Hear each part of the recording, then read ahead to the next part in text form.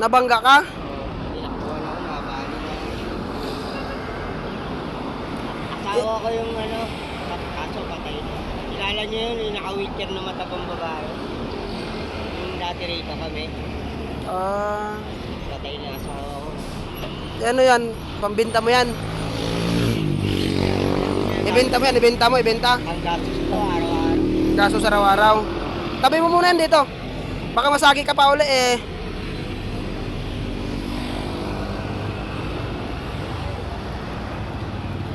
Kailangan mo ng financing pang gamot dyan. Sige, bibigyan ako kita. Kasama mo ba yun? Ano? Namatay. Ito, panggamot nyo. Bili kayo ng panggamot nyo. Bigay ko to yan sa inyo. Salamat po. Maraming salamat sa tulong.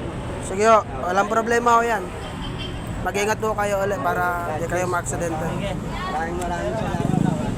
Sige. Salamat sa inyo lahat.